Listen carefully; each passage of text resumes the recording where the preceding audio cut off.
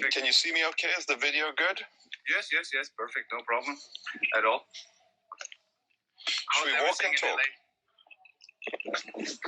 Things are good, you know. They're good. I mean, they're better than New York, that's for sure. Yeah. So all you New Yorkers need to move to LA. Yes. Oh, really? They do? Okay. Yeah, it's great here. Less COVID, better fresh air, ocean, me. It's all good stuff. Very cool. Okay, thank you so much. Yes, great. I'm like moved to the tourism board. So should we go for a little walk? Because I walk every day. You know, so I figured might as well do a walk and talking. You know, like a Socrates kind of style interview. Okay. Yes. A little action. Absolutely, no problem. Very good. Yes. Yeah, we already get so many viewers. You have so much attraction. It's insane. Don't worry, everyone. I'm paying everyone $10, so it's good. Okay. They're all fake. They're all fake. All of them. Well, not all. I think there's 3 real ones. I think my mother's probably real. Okay. There's some good people there. Umut. So guys, this is the neighborhood I'm in. So I'm living out in a place called Malibu West, and I walk around the neighborhood all day long, and you know, just sort of walking and talking around. Yes. I'll probably sit in my car so I can actually concentrate. So Umut's a friend of mine who I met, and he's great. You should follow him on Instagram. Umut, just give him a link to your Instagram. He's an amazing conceptual artist. Okay, yeah. Got a project called Der Stapel. You should check him out. Okay. And could talk about him later.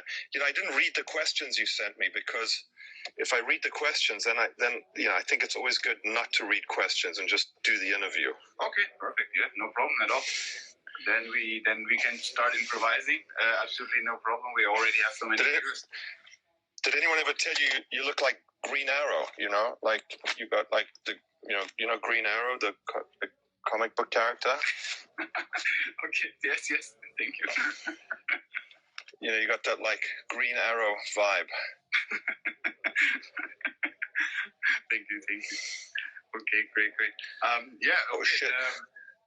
Okay, I think we are ready. Like, okay, most people know about you, but maybe you can start a little bit talking about yourself. How did you get in collecting art, stuff like this? How did you get into becoming that kind of famous art collector you are now? How did I become a famous art collector? Or like, especially, how did you become first an art collector, and then later we talk about famous? You know, like I always liked art, so I think like everyone, I was sort of like a kid. You know, started collected stamps when I was a kid, and then started collecting art in 2007. My mother's an artist. Mm-hmm. And my father is a collector, so, you know, sort of an inherited gene. But I kind of got serious in 2008 to 2009. Mm-hmm. You know, but like I always had big appetite, you know, and I never had enough money. I think it's the problem with like most collectors. Yes. You know, and so you know, trying to figure out creative ways to collect art, either collecting the art that no one wants, you know, so you can afford it. But, you know, art was a lot cheaper back then, you know, it's like had a huge inflation, even emerging. And started kind of 08, 07, started collecting Eddie Martinez. I did a show with Eddie Martinez in 2007 in my garage. He did the sign, Simcoe's Garage. So like Eddie, Joe Bradley, Corey Archangel, Sterling Ruby, Josh Smith, before sort of social media. I started there. You know, I remember buying Joe Bradley paintings for $4,000, you know, back in the day. And then so everything got professionalized and changed. And then, you know, obviously back then I was not anywhere close to what I'm doing now, but it was the beginning. Yeah. Very, very cool. And how did you find these kind of, let's say, these now they're all superstars or very famous artists? What kind of criteria did you see? What did you see in them in their artworks? How did it? I remember seeing Joe. I would go to galleries. I lived in New York then, so I'd go to Canada Gallery, and Gildan Grayskull's closed. But just going around looking, I remember seeing Joe Bradley show at Perez Projects in LA, and it was a show of Schmagoo paintings, just the line paintings. And I went with Fred Hoffman, actually, who works with who worked closely with Jean-Michel Basquiat. He was the curator of the Basquiat retrospective at the Brooklyn Museum. And I walked into this Joe Bradley show, and I looked at him. I was like, this is the best American painter working today. And he just looked at me like I was fucking crazy. And they were just schmagoos. They were just the line drawings. And I just thought it was astonishing. So I've always been able to just see, I can't quite explain it, but I've been fortunate in being able to see.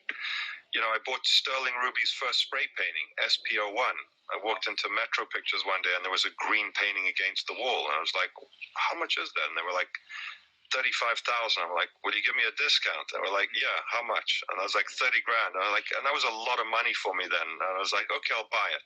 Yeah. And that was SPO1 that I have today. So I just, I think it's just, for me, it's instinct. I try not to read. I try and, if you think too much, it's like sort of like if you think too much, you fail. So I think you have to act. Yeah. And it's sort of always something I regret not doing when I see something and don't act. Okay. Wow. But is it kind of a gut feeling, or how would you? Gut feeling, instinctive. It's like an aesthetic instinct. It's like I'm not, I don't approach it intellectually. Mm-hmm. I read a lot. I wouldn't say I'm an intellectual, but I read a lot. I read history. I read philosophy. I read all the time. I study. But I think it's an aesthetic response. So I think you kind of like, the intellect is like a muscle you build up, but you've got to it has to be background, and then you move. Okay. But the world changes very quickly. Yeah.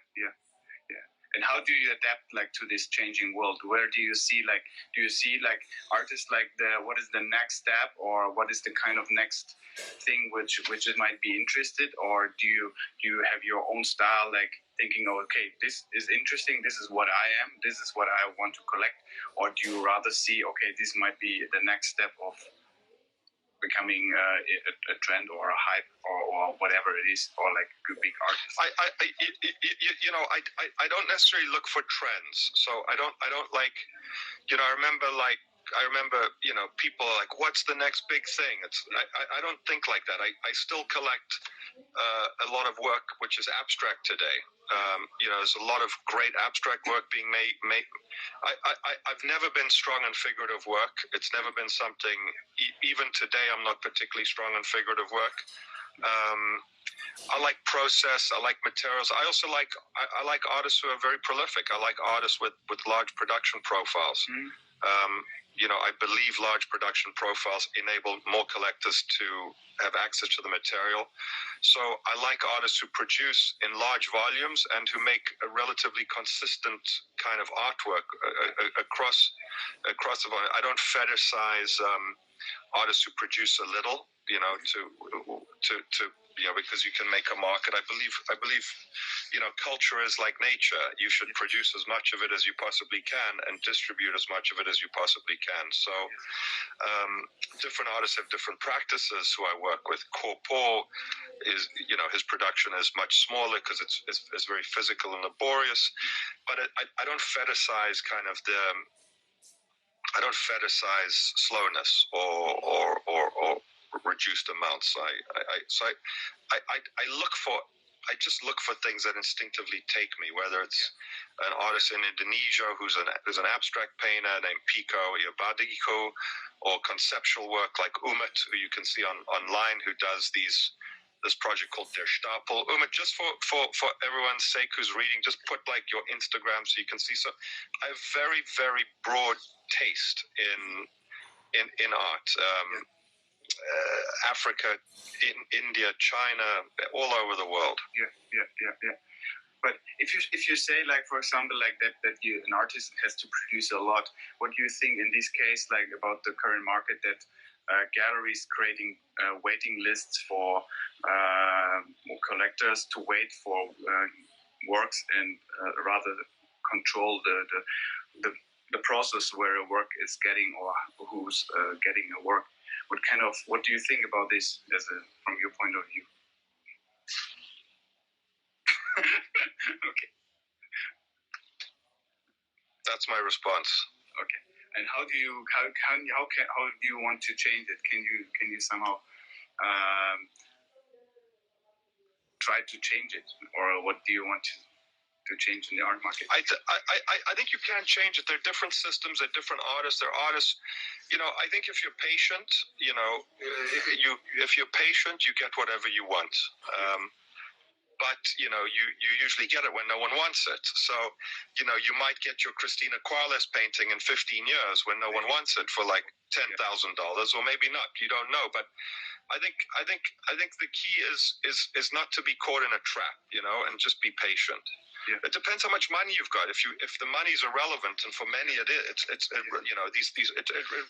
really relevant. But I think the galleries have become an extremely unpleasant place to buy art. They have become they're just not pleasant, and even your closest friends who are gallerists can promise you something, like promise you and don't deliver. So I think it definitely used to be different. I think collectors all around the world, especially those who aren't like super rich, feel very alienated by the gallery system and have sort of gone around it and built their own networks, like you collect Maria Magdalena's work, where the collectors have sort of established their own direct relationships with artists, are communicating, and this collector base, this new collector base, is profoundly powerful because this young collector base are the custodians of culture.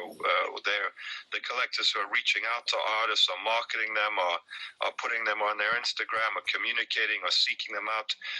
And the sort of richer collectors are sort of ensconced in their walled gardens and their huge fancy houses on the boards of the museums, and they actually don't give a damn as long as you recognize the painting on the wall when they buy it. Yeah. They're no longer the sort of the distributors and custodians of culture as it builds.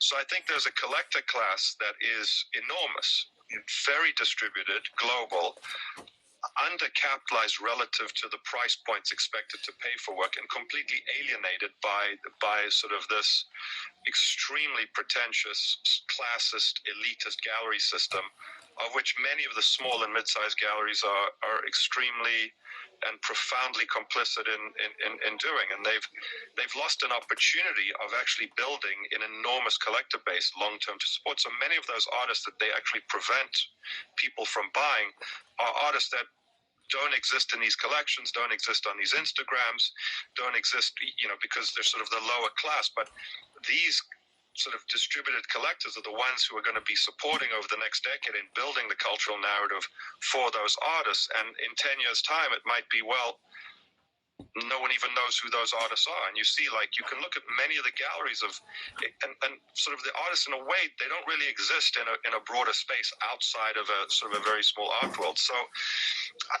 I've seen restriction and exclusivity damage artists' careers over long term. Like this idea, what's interesting is I'm almost 50, and we have a pretty large collection at this point. Mm-hmm. I wouldn't say I'm considered, I wouldn't say galleries sort of put me on the list and say, I have to sell this painting to Stefan Simchowitz. I'm sort of definitely quite the opposite. Like, I have to do everything not to. But the collection is quite serious. We have so much work from artists who are known, like Eliza Douglas with Overdon and Kite, or Gracie DeVito, or fancy artists, Walid Beshti, James Welling, to artists who I work closely with, like Petra Kortright and Sergio Tugwe, all different kinds. But the collection gains a certain power, gravity, a force as it scales, as it gets bigger, as it gets more ambitious. And that force becomes a center at which people look. And I think it's very interesting to me, because as I've been doing it a long time, I've sort of gotten quite confident that the center of gravity is as you get older and develop, it becomes a center of gravity. And actually, the artists who aren't in the collection actually should be concerned, because their galleries are selling it to the person who's make sure they have a hotel room at the Trois during Art Basel, and they have the nice reservation, and they go off to Saint-Tropez. But those collectors are actually, frankly, irrelevant. Yeah. They're sort of luxury lifestyle collectors, and the galleries like them because they sort of think they can understand them and control them, but they're actually not culturally that relevant. You're someone who has gone out of his way to build a collection. You've made great effort during this crazy time to interview collectors and reach out and make sure every Wednesday you're ready and you got your questions done. It's a lot of work. It's a serious engagement. And if you were worth $1 billion, you wouldn't be doing this probably. It'd be like, can I get a George Condo at a 20% discount, like every other knucklehead? So I think what I'm happy to do is let everyone play their game. Let the galleries do their bullshit. Let them say, no, it's not available. Let them sell to those guys. I'm going to take everything else. I'm going to build a relationship with you, with Serge, and other people follow. I'm going to be real. I'm difficult. I might be rude, but I'm going to be very professional with you. I'm going to send you PDFs. I'm going to make life easy for you. And I'm going to build a real collector base that's distributed and broad and supports artists at scale. Yeah. Yes. And I think if you look numerically, the artists become very expensive sometimes when they move into these big gallery systems, sell very few works. But in order for culture to distribute, it's like grass or a flower. It has to seed, it has to pollinate, it has to take hold very broadly. And that means you need to have that movement, that chaos, that difference. You need thousands of different decisions. You need one guy to do this with it, one guy to do this with it. And if you try and control it, you kill it, you extinguish it. You can't control nature. Nature has its own force. And culture is very much like nature. It has its own energy, and it must be distributed. Yeah. Wow. Amazing. Very cool. Sander, that's so sweet. I like those flowers. Sander, it's just, what a nice set of emojis. That was so beautiful. Can you do that again? Hi, Tina. I think we will have later so many questions. It's probably insane. You created some years ago, back in 2015, this Simcoe's Club. Can you tell a little bit about Simcoe's Club? What is it exactly? Simcoe's Club was just a way. I had all this media and all this stuff, and my Instagram, my Facebook. So I just wanted like a website that would integrate my social media and have one place I could send people so they could see the press and the media and my photographs, like a simple website. It's the intention wasn't to use it to sell art per se. Everyone thinks, oh, Stefan's peddling art online. It was just really almost like a press packet of what's, so it's easy to find what's going on. Yes. Okay, cool, great. And also I like the idea of calling it Simcoe's Club. It's like you sort of enter a bit of an alternative world when you enter sort of. It's kind of like you're in a different zip code with me. You kind of like enter Simcoe's world. It's like I love it. The name is pretty cool. Yeah, I have this. I'm very involved in the art world. All my artists who I work with, the advanced ones have galleries, they have representation, they do museum shows, like everything else. But I'm very interested in building in parallel a system to the art world that can, and I'm very proud of the fact that we've supported artists who have no support, number one, but also we've developed end-user buyers and clients consistently. I'm not a dealer-to-dealer. I find end-user buyers. I find end-user clients. I'm on the line with them. So I'm very interested in taking it as a responsibility to nourish and build a new collector base and a new collecting force. Yes. And as opposed to just like finding, and competing for that small handful of 5,000 collectors who all basically buy the same thing, all want to go to the same dinner party, want to go to the same hotel, want to do the same thing, want to have the same handbag, want to have the same shoes, want to have the same, I'm a independent thinker. Yes, I like that. And I want to encourage people to, do their thing and build their own collections. Very, very cool. I think in the end, it's that what it's all about, because the collection is you. I just want to say, I do not buy. Hold on, I just have to fix this. Matthew Joseph Tinkler. I do not buy Yeezy clothes. I'm not a Yeezy guy. I don't do Yeezy supply. We'll get to that. We'll get to my clothing habits soon. But Yeezy, no. Yeah, sorry. I have to defend myself here. Okay. We could talk about clothes later, yeah? Okay. Yeah, but I think like in the end, it's like a collection is something unique. It's something personal. So I totally agree with you. Yeah, I'm just commenting. I work with big collectors and small collectors. I work with anyone. There's no such thing as a big collector. Yeah. There's a good collector if he pays you on time. Yes. And yeah, keep going. Okay, cool. Like, what I would like to know, like, when you find an artist, like, do you have like an idea, like how to Very Ver Books, Bernard Wilhelm. Yes, Very Ver Books got it. Bernard Wilhelm. Yeah. When I find out, yeah. Do you have like a strategy, or do you have something like an idea where you want to or where do you see the artist when you find a new one, or where do you let's say okay, you're currently working like this, then you recommend him, okay, rather go some colorful or do this that, what or do you have any kind of strategy? I never tell an artist what to do. Okay. I don't like artists to do commissions. Because most galleries do, no? Sometimes. No, I don't think so. I think for me the key is to build an environment where an artist can be nurtured to produce the best work they possibly can. Yes. And that is, I think you do that through capital. You do that through reducing the stress that the artist has to pay their bills every month. Yes. You try and make it easy for the artist to develop their practice uninterrupted. That is the key. I work with artists oftentimes before their practices are fully developed, or before they've developed the things that end up making them money. So it's a very instinctive feel. I mean, I met Petra Kortright based on just before she even did aluminum paintings, when she did the videos. But there was magic to her. I met Zachary Armstrong when he had done these very basic paintings on Instagram, or Serge when he had just made one yellow piece. So I think if you provide artists the space and the time and the capital to develop, if they're good, they are going to grow, and in the most unbelievable ways. They're going to be able to think and produce, and also think about not just conceptually what they make, but figure out the strategic tactics of physical production to realize their visions. And as I've done more of it, I've gotten better at understanding it. And all artists are all different. Some are young, some it takes 15 years to figure out. But I think, oftentimes, when I reach out to a young, I was speaking to an artist who was introduced to me yesterday, and I said to her, send me pictures of where you're from.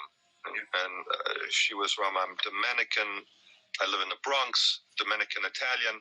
I'm from South Africa. I said, I don't understand what that means. I don't know what, I don't understand what the Bronx is. Send me photographs of just to understand your world. So I think when I engage with artists, I try and sort of get a pictorial reference of what their life looks like, what their world looks like, to try and understand what's going on.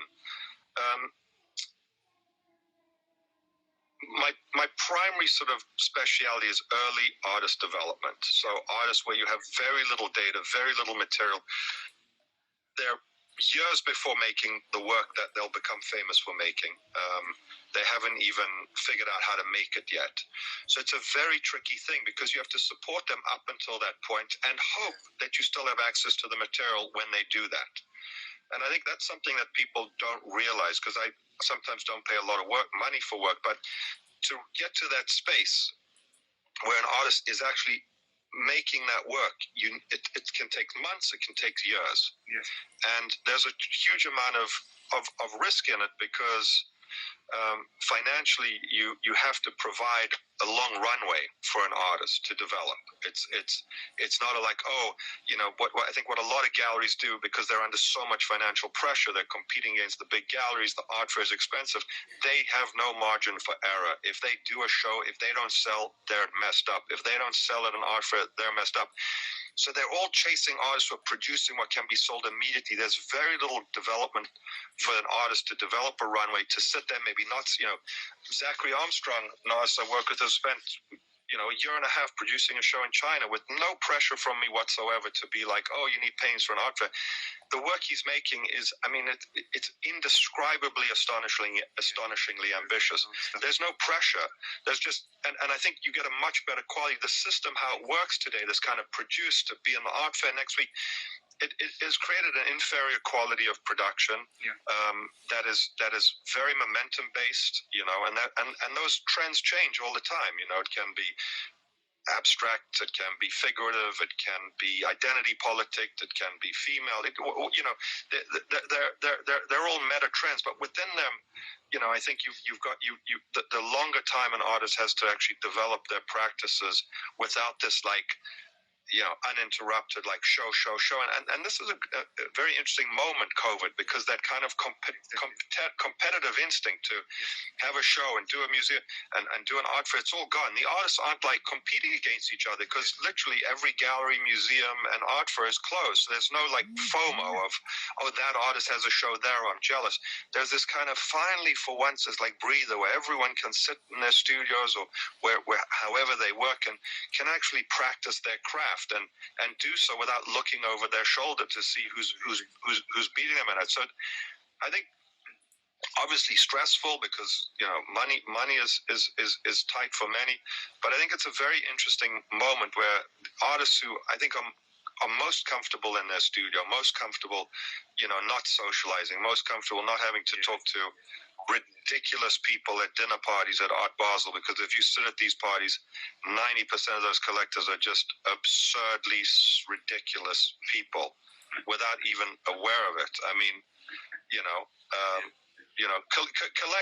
Collectors on a whole can be pretty goddamn awful. If I was an artist,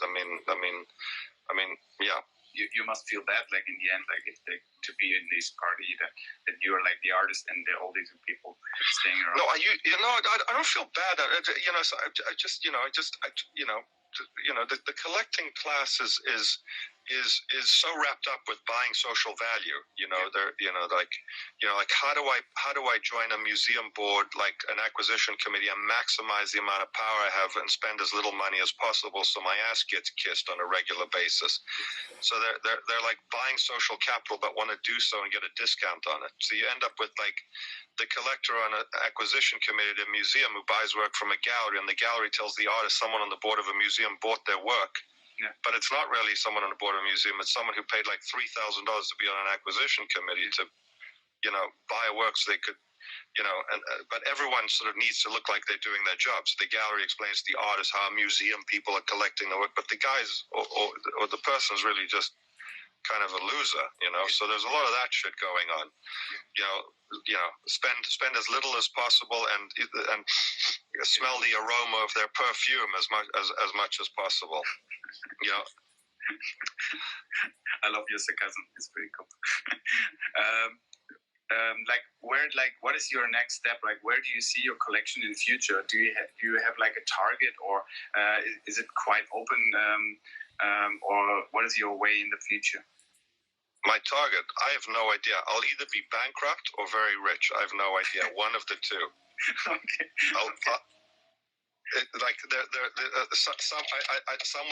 I don't think, I would say somewhere between the two, but I think it'll be either one of the two, frankly. Okay. I'm an art collector and dealer. I'm not a futurist, and I'm not a fortune teller. Okay. But I spend a lot of time doing it. I spend a lot of time thinking about it.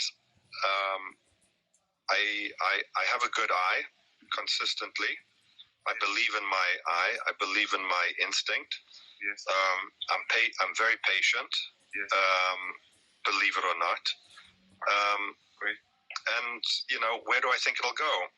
Honestly, I think it'll be the most important collection built by a man of my age in America today, if you want my honest opinion. It's ambitious, it's enormous, it's scaled, it's different, it looks very different, and I don't really care what, I'm not following the establishment rules, and there's a lot of different material in it. There's artists who I think, I can talk about artists who I work with closely, but that would be selling my book, as they say. Yes. But I think there are artists who I think are very interesting and powerful, like John Raffman, for example, who I think is one of the most interesting artists working today. So there's a tremendous amount of material in the collection. Very interesting. There's everything from outsider artists that I buy in San Francisco from a place called Creativity Explored, which is a place that supports indigent people and people with disabilities. And you can buy work there for $25, $30, $50, $100. An amazing place. The work's incredible. I have hundreds of work from Creativity Explored. I collect work from Nayad Art Center, Yes. which does the same. In my house in Malibu, I actually have 6 works from a guy who's a Chinese guy who's a cobbler in New York, who's 82 years old, who sells these works on paper for $25. And they're probably amongst the cheapest thing in my collection, but they're in my house because I like them. And then I have expensive things. So I believe in outsider art. I believe in insider art. I believe in sterling ruby next to to Pa Joe, who's a famous Ghanaian fantasy coffin maker, to Japanese art like my favorite gallery in LA is probably Takanonakil Gallery, who's one of the most sophisticated programs ever. So I have a really broad globalist attitude. I'm not fixed on a particular style or my appetites are I'm interested in everything, basically, unfortunately. And I think the collection, when you dive into it, is pretty fascinating. Yeah. And how do you? And also vast, much vaster than people are aware, because the people are sort of focused on the things that they know. Yeah. And how do you find these artists? Is there any kind of source? Like, you're very active on Instagram too. Do you find them on Instagram galleries, or is it like what is like the biggest, let's say, way where you get your stuff and find your artists? Well, I think that changes over time. I think it's, again, I think you've got to be very open to, I take everyone seriously. So if I meet someone at a bus stop and they say, my auntie's an artist, you should check her out, I'll write the name down, I'll look at it on Instagram, I'll give it 2 seconds. Yeah. I look at galleries, I look at art fairs, I look at recommendations, I look at Instagram now, like everyone, of course. I'll sometimes search a theme, like I'm very interested in, I met in Australia, I go to Australia, there's a big community of Senegalese. Mm-hmm. So I'll sometimes sort of do image searches on Google, like by country, and then just literally go through the image, the contemporary art in Ghana. That's actually how I found Serge. Yeah. And I found a picture of him doing a performance. Yeah. So just looking at data and also expecting the unexpected. I think when you look for great things, you have to mix it up, because we all think that patterns repeat itself, and they actually don't. Yeah. So you want to keep quite random in how you look and who you look for things. You want to listen to people who you may think have no authority. The gallery system is very good. The young gallery system. There are some very good galleries who have great eyes all over the world. I think, but it's very, very broad. Oftentimes, when I get involved at the gallery stage, the galleries, even the small ones, do everything in their power to sort of prevent me from sort of accessing it, and then I sort of either have to go around them to the artist and sort of make a convincing argument. So the galleries have gotten a lot more challenging for me. The benefit of the press I've received has made me very well known, and the negative is people who don't know me sort of have these sort of boogeyman ideas about what I do. So, it's broad. I also like underdogs. I like people without MFAs. I like people who are uneducated. I like and I don't mean uneducated in that. I like people who haven't been afforded the opportunity to go to Yale or to, I've been looking in Indonesia. There's an artist there named Edi Susanto who's amazing, or Pico, or Tehran, Habib Virjabadi. Yes. So also people who are in places where they're highly restricted from making work, from not making work, but from having that work be seen globally because of geopolitical things or financial concerns. So I found that by going out of the direct orbit of like LA, I'm able to find amazingly ambitious artists who don't have access to capital or the same kind of marketing power that the guy went to UCLA had, or went to Yale, or went to Bard or Pratt, or lives in New York. And there is such amazing talent out there in the world that doesn't have access to either capital or distribution. Yes. And for one simple reason, that they just are in the wrong place at the wrong time. And I think one of the things I can do is correct that. And we have a very big support base for artists. In Brazil, I work with artists really all over the world, and many who are in very, very, very complex personal situations that literally without someone crazy enough like me to reach out with them would just be doomed, basically. Yeah. I guess you lead a big team to all souls, like sorting out all the artists and to find the right ones. Well, I do all the artist sourcing and all the finding. My team, I have a very, very complex operation because we do a lot of different things. And Rosie, who anyone who knows me well is my partner. She's the CEO of the business. She's my partner in life, mother of my son, and she's been an amazing partner and really helped me build a professional organization. And then Lisa Marie Pomares, who works with me, she's my right hand, basically. Sunda, who made that beautiful emoji. We have an amazing team. Tessa, who runs the warehouse. We've really built an amazing team internally. And I think it's interesting because oftentimes people who work with us after like a while say they can't believe what it's like working with us. We have lunch 4 times a week. And like the external reputation is so different to the internal actually operation. Yeah. We pay our bills on time. If I need to, if I owe money and I don't have the money, I'll go to the bank. I've got a small line of credit. I'll dip into it to pay my bills on time. Yeah. And that's another thing is the amount of money that people owe me and don't pay their bills or are late on. It's astonishing. And so much of the art business, the practices, the best practices are just simple. You receive an invoice, you pay an invoice. You have a debt, is unbelievable.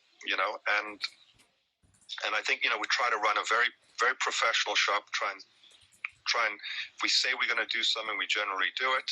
Not generally, we try and do it. So I think sort of you can sort of act crazy, say crazy things, and speak your mind. But if you do speak your mind, you better be very. If you want the privilege of being outspoken like me, I think it's very important to be very sort of to do what you say, very straight. Yeah, pretty cool, amazing. And before I want to get the questions to the community, my last question would be what can you recommend for small collectors or artists in general? Any advices from your experience, like collectors and artists? I think let me start off for the artist. Yes. An artist must not think about the price of their work. Mm-hmm. An artist at the beginning must think about one thing: how do I buy enough material and survive to make more material? Mm-hmm. Yeah. And don't fetishize the value of the work. If you're waiting to get $10,000 for the work because that's how much you think it is, and you have to wait a year for it, and meanwhile you have to get a job, so because you don't have material, just sell it to replenish, to make more work. Because as you make more work, you're going to get better, and you're going to have more work, and you need to get the work out there. So price the work to move the work so you can have flow, so you can get better. If you do a show with a gallery and they price the work for expensive and they sell 1 and not 3, don't be like, my work's $6,000. It'll block you up forever. Yeah. Just keep the flow. as Clint Eastwood said when he began his career, I said yes to everything until I said no to everything. So that's my advice, is the Clint Eastwood way. And then as far as young collectors go, especially those who are undercapitalized, you should build relationships, go to galleries, take the time in your community, depends where you live. If you're in a community where there's no galleries, reach out online, look. There are a huge amount of places to buy art. You should look at the day sales at Phillips. You know, you can get things at the day sales, major paintings for $1,000, $2,000, $3,000, $500. You know, if you study and pay attention, now it'll take you years to build a collection that way, but if you're committed and undercapitalized, there are 100% ways to buy phenomenal work. I just bought at Sotheby's about 6 months ago a 12-foot sterling ruby bronze for $5,000. Wow. So if you're committed and you're willing to you're not going to get the George Condo and you're not going to get that, but sterling ruby is probably, in my opinion, one of the greatest artists of his age in the world today. You can actually put together a great collection. And you can go to places like Creativity Explored. You can go to Web Art Gallery in Texas, who's represented some of the great outsider artists in the world today, who are now represented by fancy galleries who are coming on board to take some of the outsider guys. So I think it can be done at any level. It's an intellectual commitment, something that takes time. And I think the joy of not having capital to do so is because you have that constraint. It makes you look harder and deeper. Yeah. Whereas if you have capital, you just go and you're like, what's the best thing to buy? And then the guy goes with the consultant and says, this guy's a good person because he's really rich and he's a good guy and he's the guy to sell art to. But if you have constraints, you're actually going to see more because you're not going to be able to afford the Indijeka Crosby. So you're going to actually, so the collectors with less money are actually much more important to the system, in my opinion. I agree. Than the collectors with a lot of money who are collecting the same thing, because those are the collectors who are like the bees that carry the pollen from the plant. They're the guys who are spreading and distributing the culture. Yeah. They're lookers. And interesting, I think before social media became so prevalent, the street art collectors function in that mechanism. They go to the shows, they wait in line, sign the posters. But I think there's been a crossover of this very sort of activist young collector into the fine art world, where they're now looking at serious art, looking at museums. They're no longer street art collectors. That sort of collecting class is now graduated and is now in the fine art world. And I think that's a very positive thing. Yeah. And I think the galleries, need to be a lot more flexible with these collectors, because once you get them in, you in 10, 20 years are going to be a much richer man than you are today, So one hopes, especially with your green arrow good looks, that you can probably, yeah. But I think it's very important, this like long tail development, and I think I view what we do as developing artists, and in a strange way developing collectors. Encouraging collectors to get the bug, because we need the next generation of collectors to step forward and function as custodians of culture, while the museums play catch up, because they as well play this game. They're also beholden to a globalized set of collecting interests that are sort of have really become globalized today, where you see the same board members on the museums all over the world. Yeah. Like one board member on 5 museums. The museums have become a very complex place. They do not represent diversity. They represent the centralized interests of a globalized, corporatized art business, and they have in many ways lost quite a bit of their power because of that. Yeah, their power. Yeah. Great. No, I totally agree. Like, if you have less money as a collector, you rather think twice, triple, 3 times about do I want to buy this art? Do I love it? Rather than a rich guy who has doesn't matter for me, so I can spend it wherever I want. I totally agree in this case. I had this experience. Very, very nice. I would like to hand over to the community now. Do have some questions you want to ask to Stefan. I already saw a lot, but is that an alcoholic drink? First question.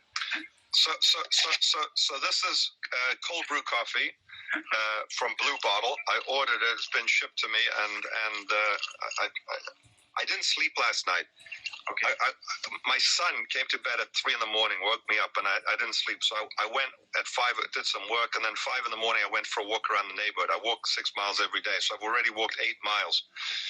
So after this, I'm going to go hit the sack and sleep for a couple of hours. Okay, cool. Great. Okay, we have some great questions here. What's your take on contemporary African art and artists like from Yoruba? From Yoruba, I'm from South Africa. In general, like, what's your take on contemporary African art and artists? I am South African. I was born in Johannesburg. One of the most emotional days of any South African's life was when Mandela was released from prison. And if you sort of look at that imagery, even today, it makes you very emotional. Yeah. I've always been a Pan-Africanist. I've always believed in like Nkrumah's idea of a Pan-African Union. I believe that Africa's moment is upon us. I think it is the biggest market in the world in 2050. It's got a young population. Its population is looking forward. It's not shackled by the colonialist sort of past. And I'm very excited about African contemporary. But it is under-resourced, undercapitalized. It is controlled by small galleries on the continent who sign terrible sole trader arrangements with the artists to build exclusive distribution relationships with them that literally destroy the artists because these galleries are incompetent and actually have no idea how to build a global market. So my advice for African contemporary is reach out globally. The American market, the Western European markets are big, especially America, because Western European markets are sort of in this sort of colonized kind of Paris, Germany, South Africa.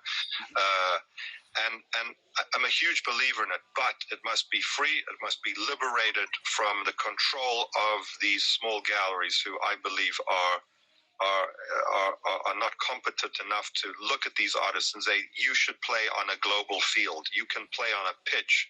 You can play this game toe to toe. You don't have to go. I like the 154 art fair very much, but you don't have to be solely in the 154 art fair. You need to be competing as a global artist. You need to see yourself as a global artist. And I've had,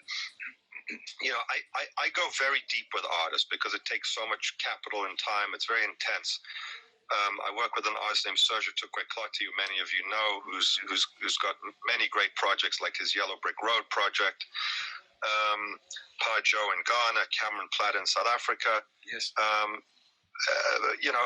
think it's very exciting, but the infrastructure is limited.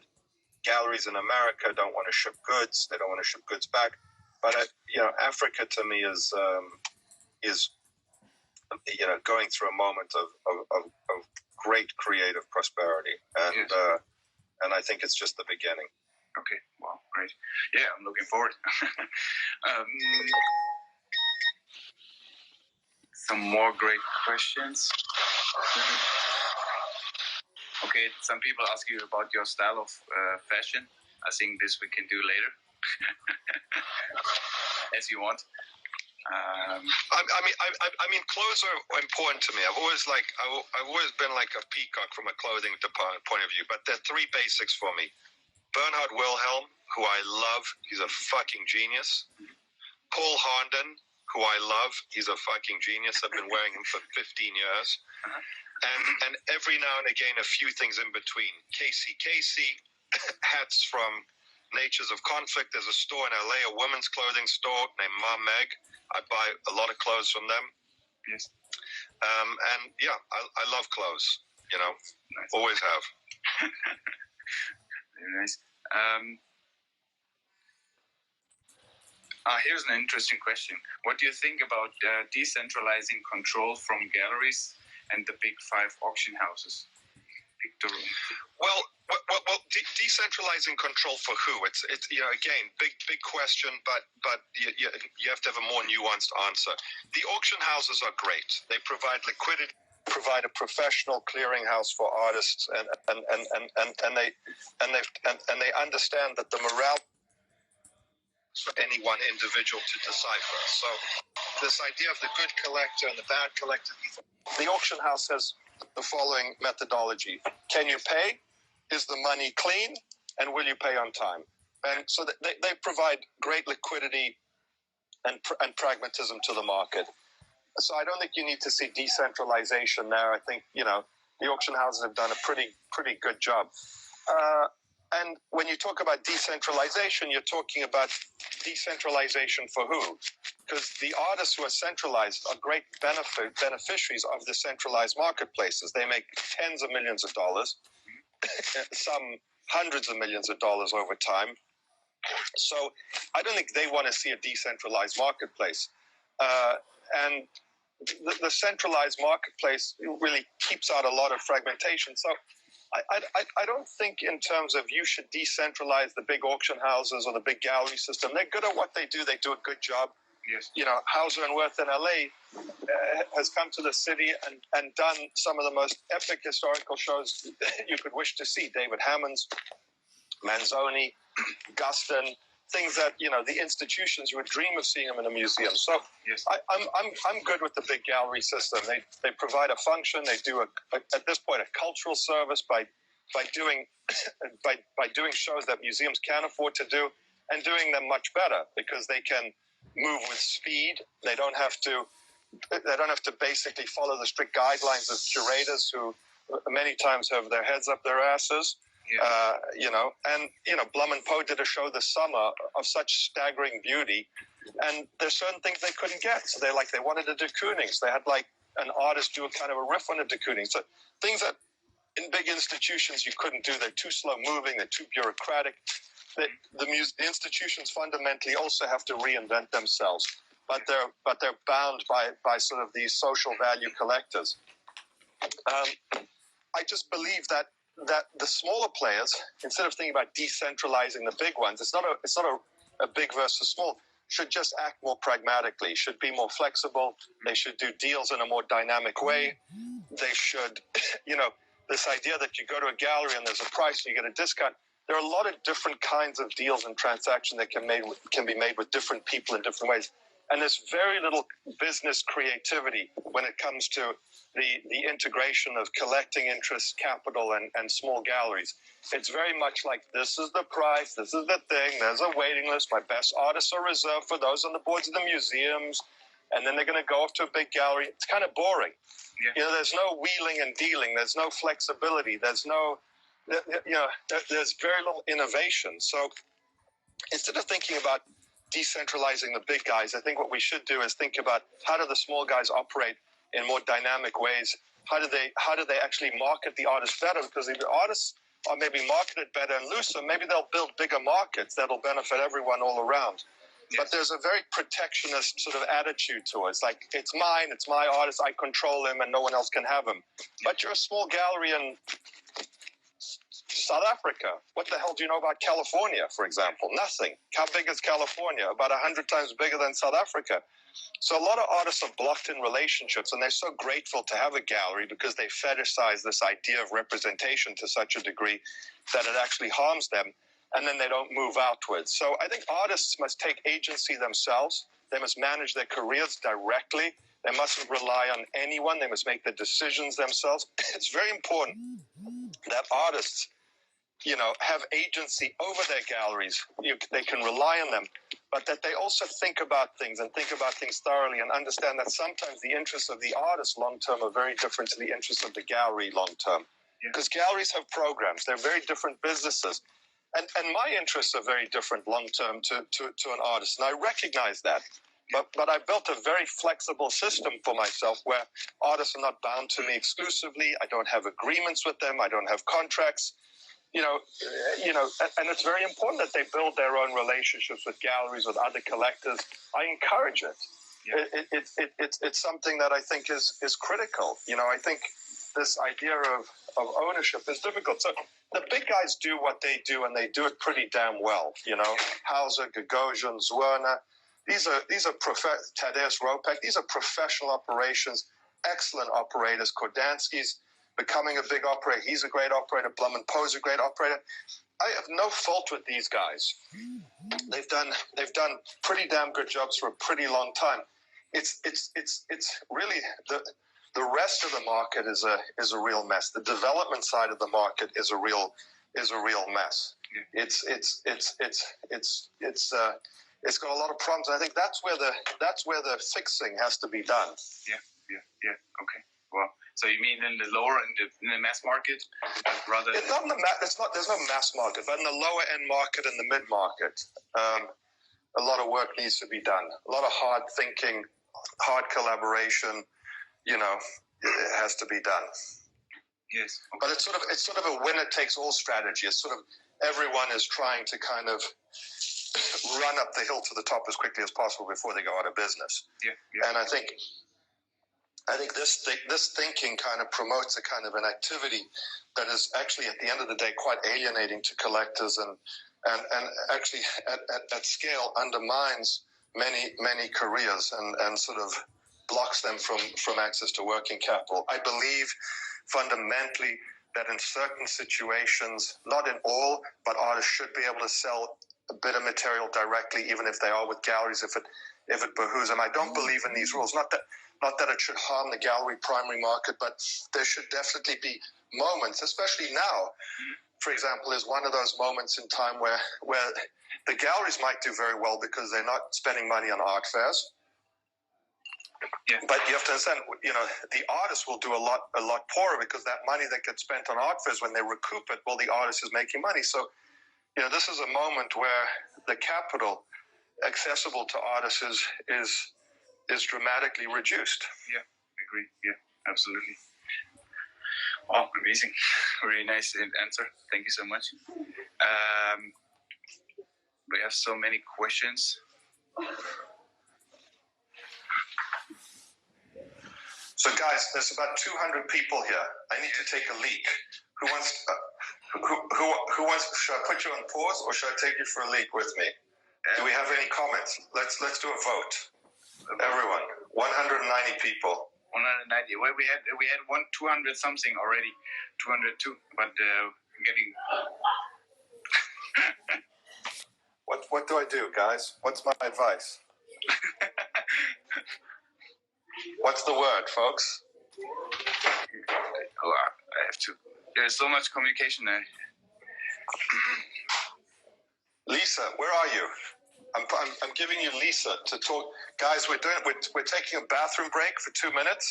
Lisa's going to talk to you while I'm in the bathroom. Cool. In 2 minutes already, we can shut down. In 2 minutes, the Instagram will stop. So anyhow, we can. You want to shut it? You want to restart it? Shut it down and restart it so you can continue the Q&A. Yes, we can do, of course. Okay, so go for toilet and that's that's Baby Harlow, guys. That's hello, Lisa. hello. Say hello, Lisa. Hi. And Rosie. Rosie's the boss. This is my team. And then this is Danko, the quarantine team. Say hello, everyone. Okay, so call me back in 2 minutes. I'll go to the bathroom and then call me back. Hey guys. Okay, great. I'm back. We lost 150 folk. No, boom, we will get there. No problem. We had 200. I'm not starting until we're at 100. I'm not 91. Come back to me, baby. Okay, we're close. 98. 3 minutes. We're already at 100. 103. Okay, we can go. So it's pretty good. Yes. So I'm going to get a burrito for lunch. A nice, babe, do you want a burrito? Wow, please, it would be amazing. Yeah. Hi, Jenny Brzezinski. I love your work. I think undergraduate art programs suck if you have to borrow money for them. Favorite Chicago artist? Kerry James Marshall. Yeah. Aaron Wrinkle, great artist. You can buy work directly from Aaron Wrinkle. He's an amazing artist, really reasonably priced. The work is phenomenal. Yeah. I work with him. I have work too. I'd like to say Jenny Brzezinski. Come on, Jenny. Let's do a deal finally. I'm sick of your goddamn galleries. Let's do a deal. Let's get your work to California and start building something proper for you. Great artist, doing great abstract work. Yes. Okay, we already get here some more questions. 121.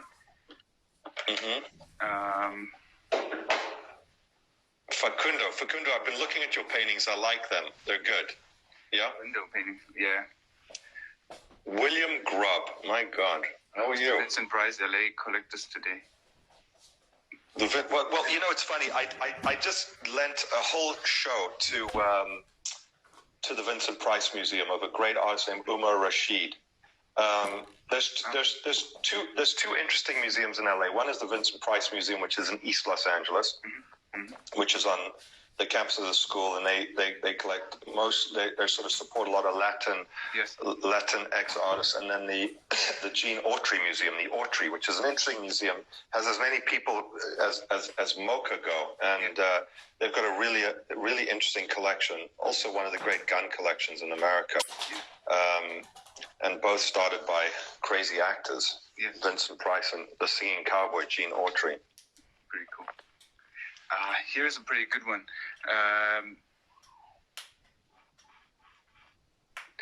Do you not believe the exposure of artists is limited due to the control of breaking an artist through is primarily controlled by larger galleries?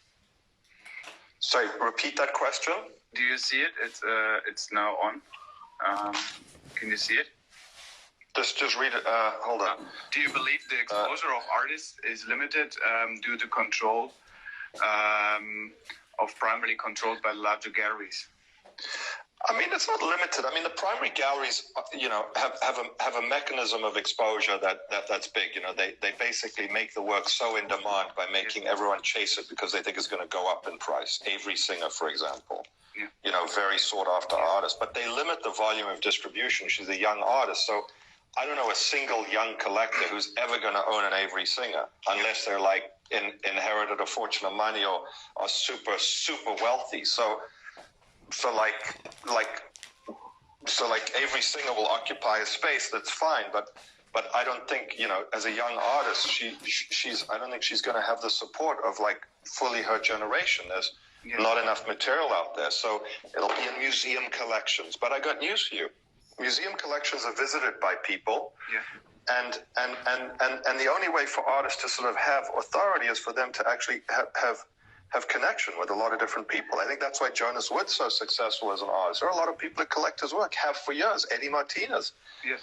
A lot of collectors in the work. A lot of people had access for a very long time to get the work. Everyone was surprised when an Eddie went for $2 million. People were like, what the hell? Yeah. They didn't understand it. Same with Cause. But I think a lot of the artists, they go very quickly to these big systems and then just become like the big fancy artists. They become like, Yale's advertisement for its graduate MFA program of what a great place it is to go, because it's like a fast track to basically not selling art to any young collectors, So like you're 25-year-old artist or 30-year-old artist, and basically your collecting base is 1 foot in the grave. I mean, I think it's bullshit. Yeah. Pretty cool.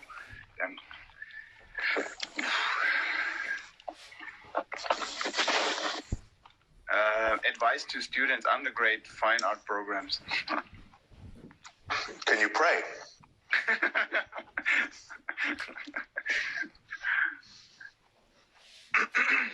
My advice is, whatever you do, try not to go into debt for it. Yeah. That's my advice. Here is an interesting one from Hendrik. At what point do you decide to sell work from your collection? And if so, do you use that money to support young artists? I do. I'm all in. So, yeah. I mean, I try hold on to as much stuff as possible, but, buy a lot of stuff. Yes. If there's a huge dislocation in price, yes, that's a big opportunity. Like I recently sold an Amoaka Buafa. I sold it at auction. I got a very big number for it. Yes. I will take that. I'll take that and run and thank the Lord in heaven for letting me get lucky every now and again. Yeah. And I go back and I buy young artists. But, I never sold a Murillo at auction. To be honest, I regret it. I probably should have. Sold a couple of them, so that was my stupidity. It wasn't based on any moral decision. It was based on me being in love with the artist, and I probably should have sold 3 or 4 of them. I didn't. But yeah, I mean, like all collectors who are not as sufficiently capitalized as they should be, I have to sell work to survive. And I have obligations to many artists who rely on me. But I think I do it strategically from time to time. I think it's very helpful because I think it's... So it's the decision is not something you make. It's something that's almost made for you by the market. You have no control in this game. You have to understand that you ride it like a surfer rides a wave. But how do you know, and how do you because like in this case of Amwako, but I knew that it went well. I knew a year ago. You knew a year ago? Okay. Yeah, absolutely. Yeah, you can see these things. Professional. Yeah. I went to the gallery. I'm like, what are you doing? Buy the work yourself. Yeah. Oh no, we have to. I'm like, I got eyes. Yes. I mean, I have glasses now, unfortunately, but I still have eyes. Because I remember I had a PDF by him and I didn't bought it because I was not sure, but now I regret it. But no matter what, that's it. You should share your PDFs with me and I can advise you. Okay. So next time you don't make a stupid decision. Okay, thank you. Thank you very much. Very cool.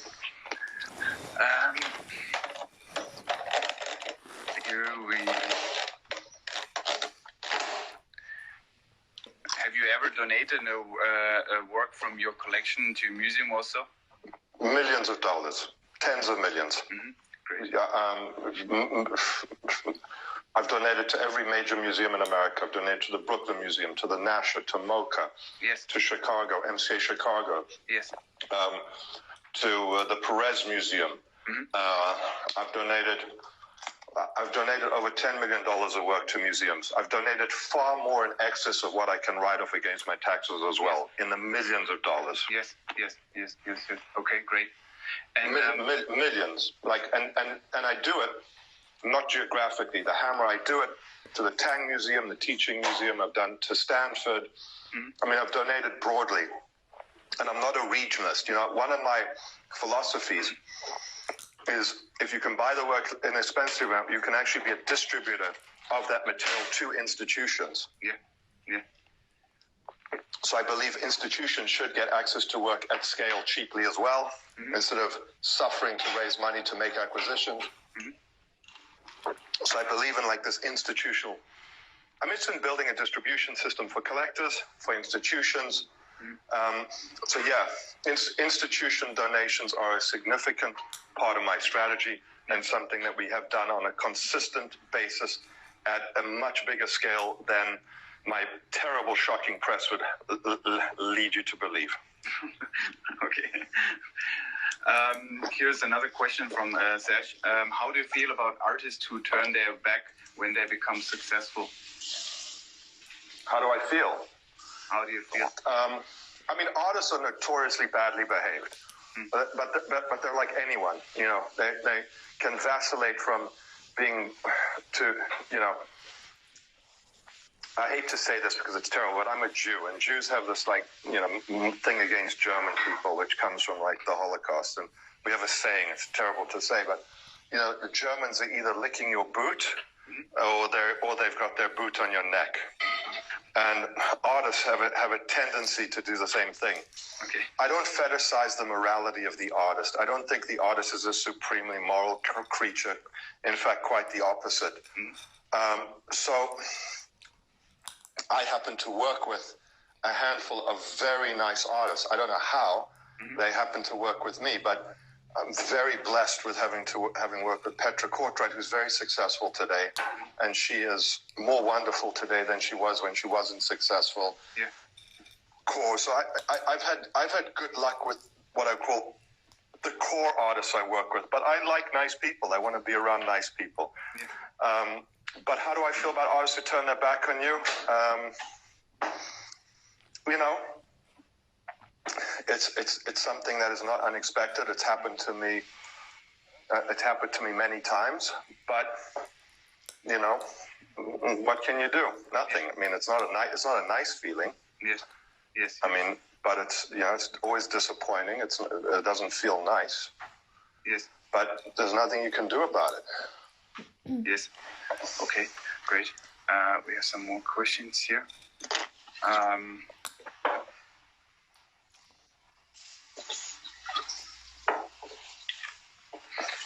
How do you think, like, will the COVID-19 affect the market, like, in general? Like, it's the general question I always ask now. I mean, I think people are so relieved not to have to basically go on this endless cycle of like art fairs and travel. It's the big pause. I think it'll be, you know, it's horrible to say anything good comes out of this because there's so many people who are in such vulnerable positions who will be affected. Yeah. But I think it's a sort of a great rebalancing, you know, a time to really examine all aspects of the system across the board. Mm-hmm. Why do we put artworks on a plane and fly them across the world to be exhibited for 4 days and then fly the unsold works back? Why do we spend so much money doing that? Yeah. Why don't we just spend that money buying the work from the artist in the first place? Why do we waste so much capital when the artists are so starved of capital?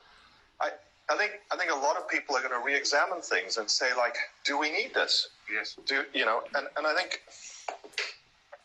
I think, you know, my primary philosophy is I believe in injecting the artist studio with as much working capital as efficiently as possible so they can produce cultural goods. Yeah. In the same way as the Israelis, I'm going to use an Israeli analogy since Serge Tirosh is watching. How do we take a desert and how do we turn it into fertile land? Mm-hmm. Well, we come up with an irrigation system that's highly efficient, drip irrigation, so there's very little wastage, and we put it on in the morning so it doesn't evaporate. And we can basically get maximum growth from minimum water usage. I think culture's in the same way. And then more people can eat the vegetables, and the vegetables can be cheaper because we don't have to fly them in from other parts of the world. And I think increasing the breadth of distribution in a market that has seen huge price inflation, primarily because of the expense of operating galleries and art fairs, not because of the underlying value of the work, but primarily, you know, everything at an art fair is $6,000 for like a 10-inch by 12-inch work of paper is $4,000. Yeah. It's like, I mean, I'm a successful guy. I can't afford a house full of art at those prices. Yeah.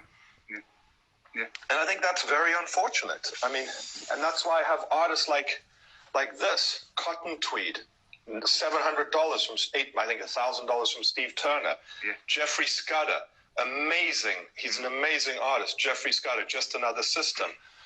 You know, or this guy, my Chinatown guy, and that's Mofa Takidawa, you know. So great. I have one too. I love his stuff. Yeah. So I just think you have to, you know, I think it's, that's what I think. Very cool. Here was another good question from Arne. Do you think artists should get a percentage if the works are reselling for higher prices? Only if they give me a reimbursement when I sell their work at lower prices. Okay. So I'd be happy to make that deal. I'm happy to basically make a deal that if I make money with an artist when I sell their work, but if I sell their work and I lose money, the artist must give me a refund. Okay. Yeah, so my argument to that is quid pro quo. Sure. Pretty smart. Okay, cool. And what are you doing in the end with your collection? You going to build a Simcoe museum or? What is your target with it? I'm going to build a giant sign of my name, put in a field. I'm kidding. No, I think the way to effectively distribute cultural assets is to do so in a highly decentralized way. So I don't have an intention of putting a building together with my name on it. I believe that I'm able to accumulate assets, cultural assets at scale. Yes. And I intend to distribute them broadly to museums all over the world. Yeah. Yes. Yeah. Like scattered, like little here, little here, little here, as opposed to, and I think, so it's a decentralized system of distribution. So I don't have a vision of like having a place with my name on it and being like, this is the Stefan Simchowitz Museum. He's such a great guy and wonderful collector. He never sells anything.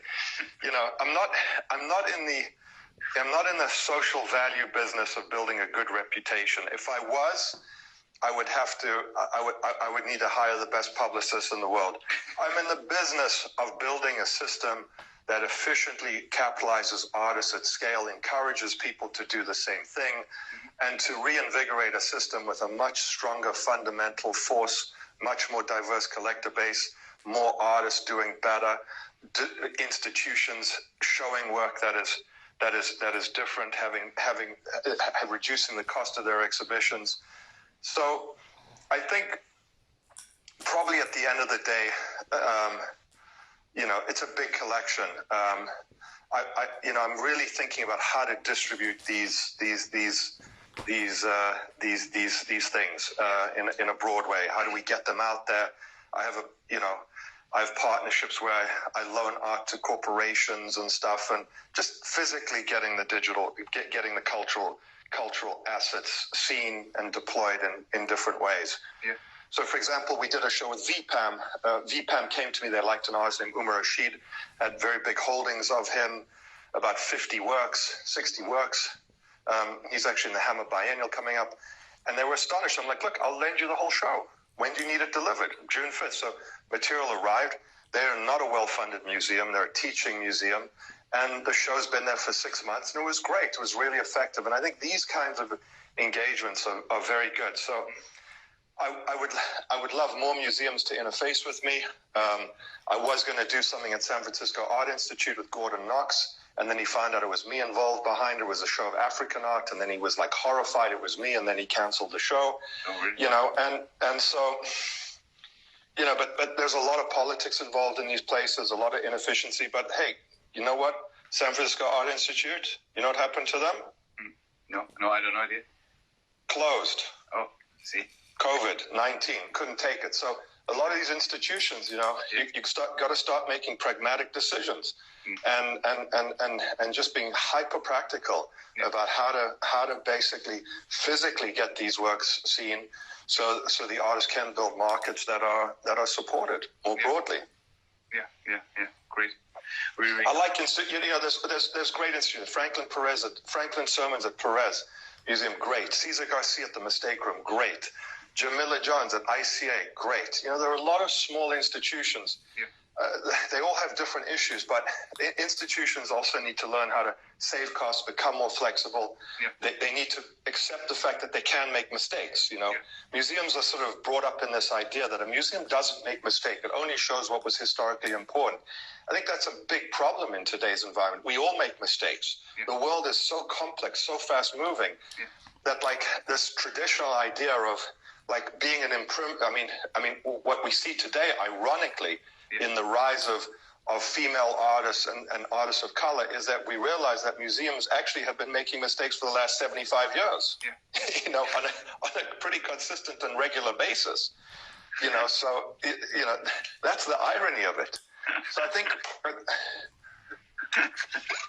and I think they're still making mistakes. So I think we need to analyze like, well, what actually, outside of rectifying the mistakes they made in that, or by not showing arts in the last 75 years, how do we actually fix the underlying structure of these institutions so they don't repeat the error of essentially ignoring and excluding artists who are very important in the conversation? So I think it's time to analyze, rebuild, rethink. So COVID-19 has given, I think, a lot of people pause to do that. Hopefully. Yeah. Well, yeah, I fully agree. Hopefully, but on the other hand, it's also made us all pretty nervous. Yeah, of course. Yes, of course. So good. Here was another question.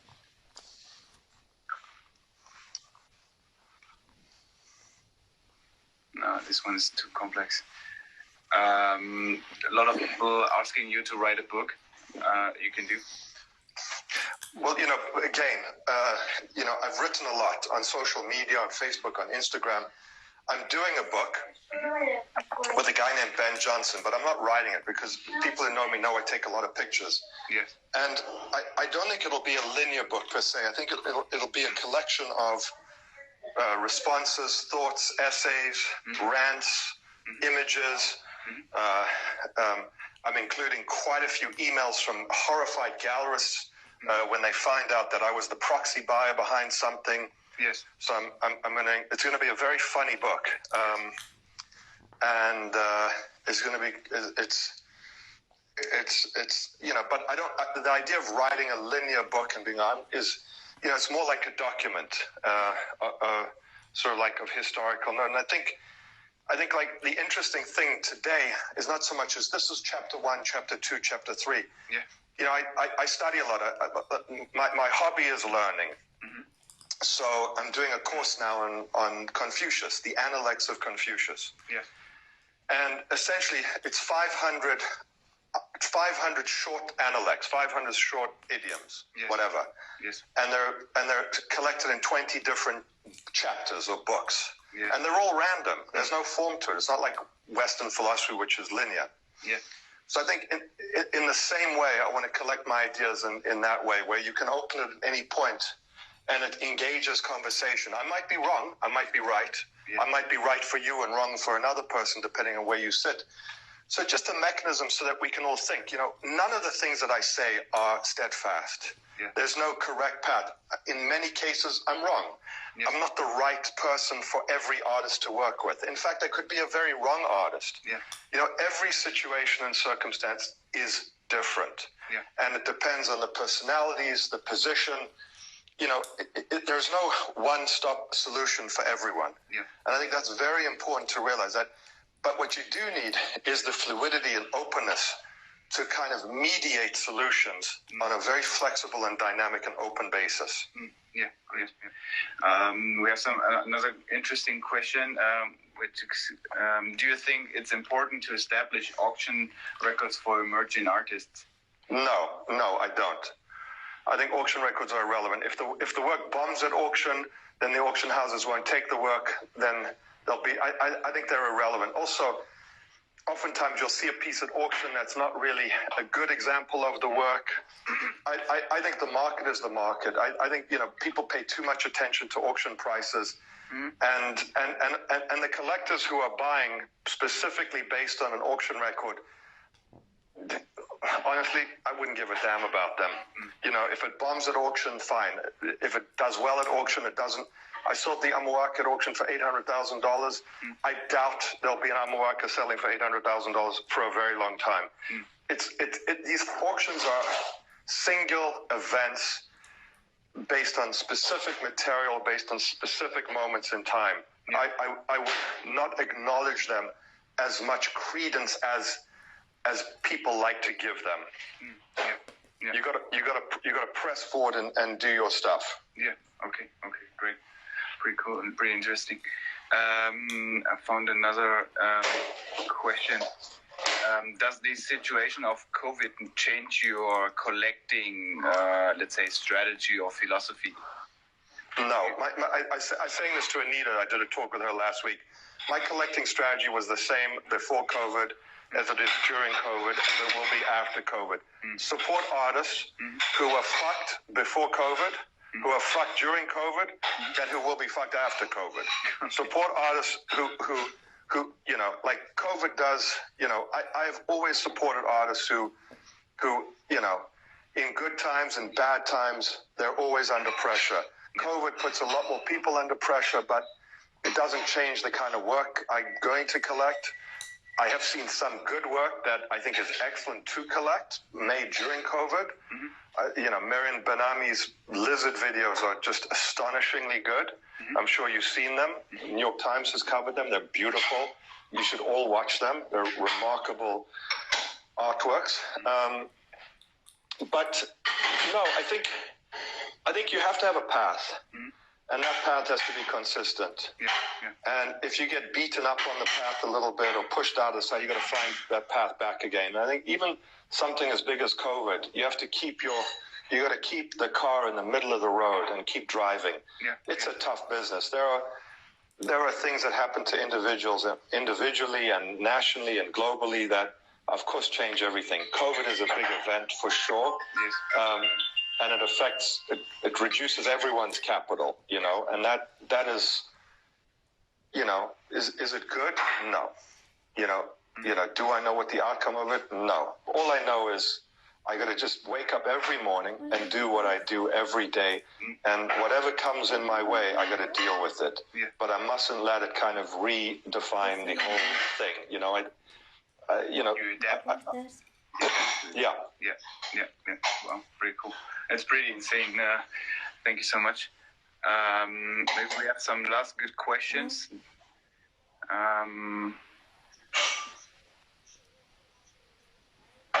Puede ser. What do you think about online viewing rooms now, which are coming up?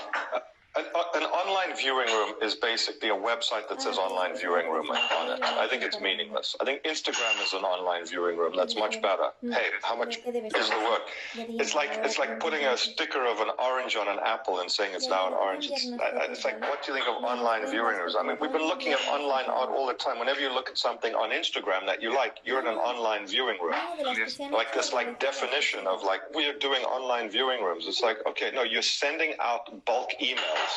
And you need people to open them so they don't send them to their spam box. So you better make it important so they actually look at it. So call it an online viewing room so you can create some kind of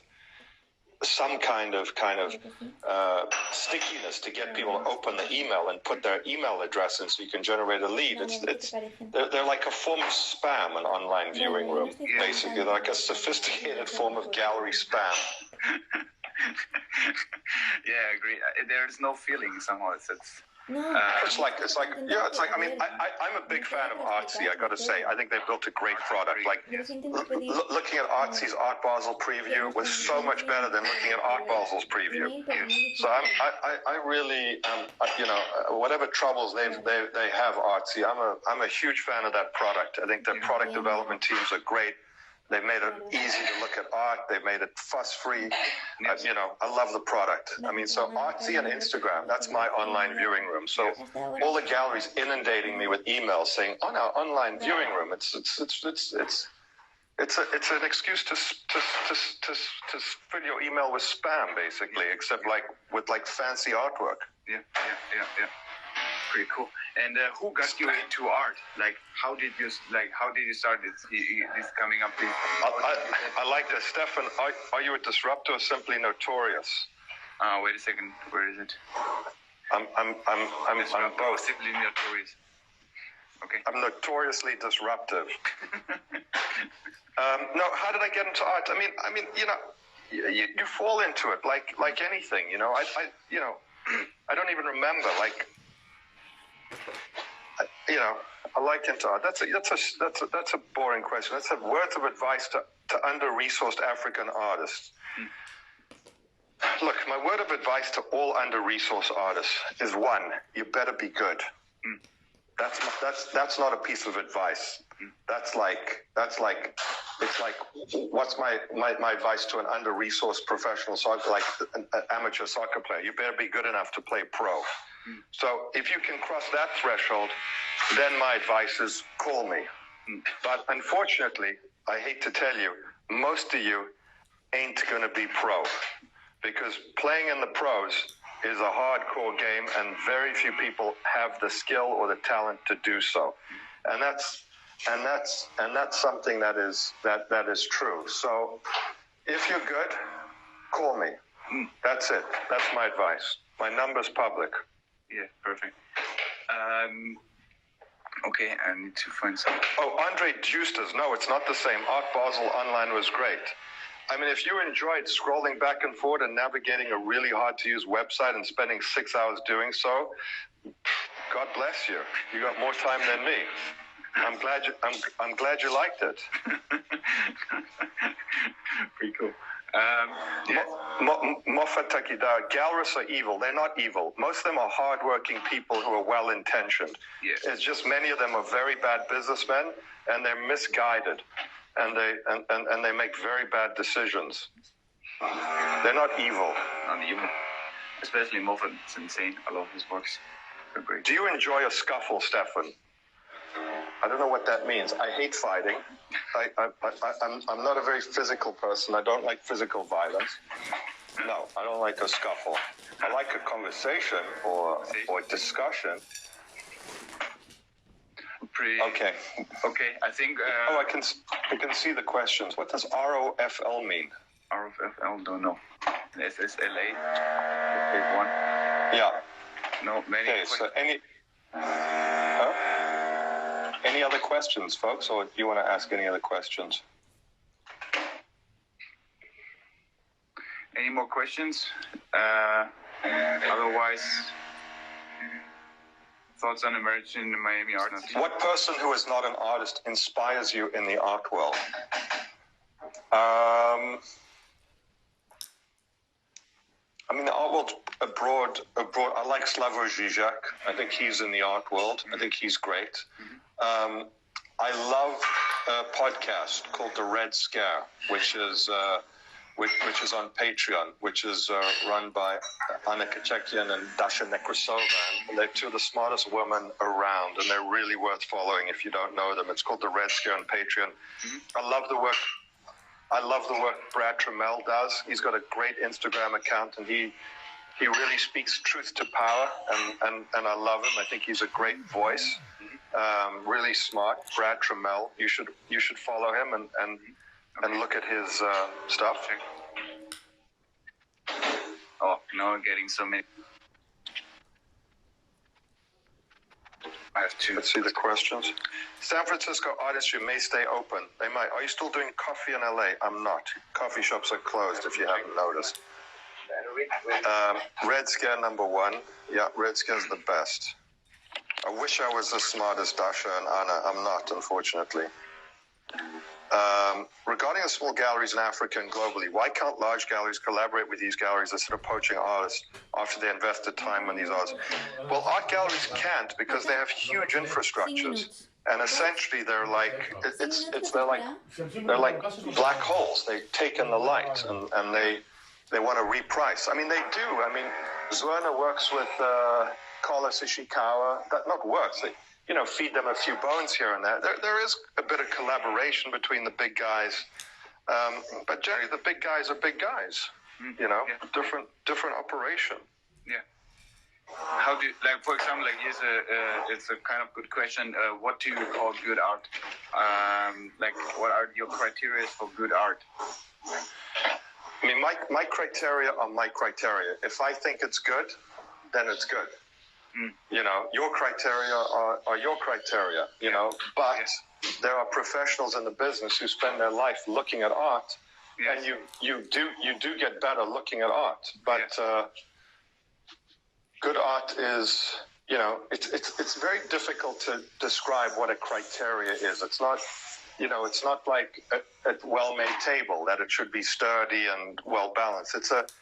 And that's why it's so difficult to explain to people that some people have eyes and others don't. Leo Castelli had a great eye. Lega Gogion's got a great eye. Zwerner's got a great eye. These are all people. You have to sort of. I think the key is there are many things I would not buy, but I can recognize as great. Yeah. And there are many things that I can recognize as shit that I would buy. Yeah. Because I like, but being able to recognize when you have a McDonald's hamburger that you're having a McDonald's hamburger and that it ain't good for you. Yeah. Whereas when you have a fancy sushi meal and right afterwards you want to go get some French fries from McDonald's because you're still hungry, recognizing that sushi meal was really good and healthy, but you still want McDonald's. Like just being able to sort of look at art in an honest way and direct art and saying, you don't actually have to just collect what you think is good art. Yeah. You can collect what you like, but sometimes what you like is not good. Yes. You just have to be able to recognize the difference, and then you're a professional in the art business. The problem with most people is like they buy it, they like it, therefore it's good. Yes. But they can't recognize that there is actually a distinguishment that separates it, and I think that's very important. Most people cannot make that distinguishment. They're like, if they have an emotional response to it, therefore it's good, it's valid, it's real, it's authentic, but it's not. Yes. Yes. And I think that's where the intellectual process has to sort of meet the instinctual process. Yeah. And it's very difficult to explain. Yeah. My thoughts on art schools in 2020, Kavielis, is if you have to pay for it and you're going to go into debt and you don't have rich parents, don't go. If you don't get a scholarship, don't go. If you're going to be burdened with debt, don't go. Don't allow yourself to be a debt prisoner to the art school system globally. It is if you want to know what's evil, the galleries aren't evil. That system of debt peonage is evil. Yeah, I agree. What do you think about the Eastern European art scene? I don't know enough about it. And Yamatis, if you want to educate me, I'd be happy to learn. What is photography to you? A very important thing I do every day. I love photography. It's a very personal endeavor. Yes. Doesn't artwork need to be big to be collectible? What about art medals? I mean, an artwork can be tiny. It can be something you can't see with the eye. Yeah, I agree. I'd love to do something in Sweden, like have a sauna. Yeah, Stefan, come across as incredibly charming and charismatic. Are you for real? Send me your email. I'll send you $20. You get an extra 10. Very cool. What is missing for emerging artists to take it to the next level? Money. Yeah. Money. Anything else? That was fun. Performance artists. On performance artists. Performance artists. There's some great performance artists. I think I like dance. I think there's some amazing dance. Yeah. But like I often see performance art at like these fancy dinners or collectors, and it looks so stupid to me so often. But like you can't like look at people at the dinner and say, you guys look really stupid. It's like really pretentious. It's like at some rich person's house and you suddenly got these like people breaking out doing some stupid performance and everyone's like, oh, it's fantastic. I like, I'm not particularly, but like there is some great performance art, but it's usually dance, to me, performance art is dancing, is like professional dancing. Yeah.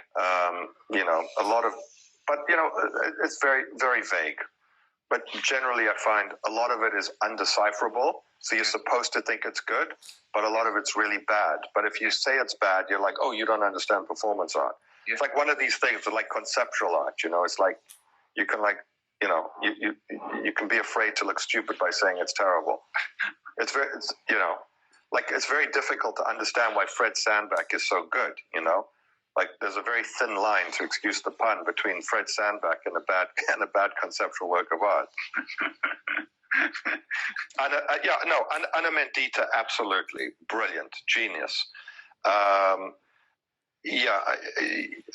Absolutely. Carol Schneeman's great, sure. But I sort of think of them as like. I suppose she's documenting performances or documenting the image. When you ask about performance art, I'm sort of thinking about like the actual performance is the art, whereas Anna Mendieta sort of the image of the remnant of the performance is sort of the artwork. Yeah. But yeah, I mean, sure, Goulet, Marina Abramovich are, pretty serious people and, good performance artists. But I wouldn't say it's an area that I'm like crazy about. Thank you so much. Yeah. So many cool comments about the interview. Thank you so much. It's really cool. Thank you guys. I love you, Serge T. Rush. Thank you. Running out of juice. I agree with you. I'm going to go to sleep. And if any of you want to reach out I like Iranian. If anyone will reach out, you can send me an email, simchowitz@gmail. I look at everything, and I welcome ideas, and I love you. Be safe. Thank you so much, Stefan, for this great talk and for this interview. It's been amazing. My pleasure. Maybe we can do it again in some weeks, whenever how the situation will change with COVID. I really, really like it. It's perfect. And so much insights. It's amazing. Thank you so much for your time. Lots of love. Cheers. Love you. Bye. Thank you so much. Okay. Bye, Umut. Bye-bye, everyone. Have a good night.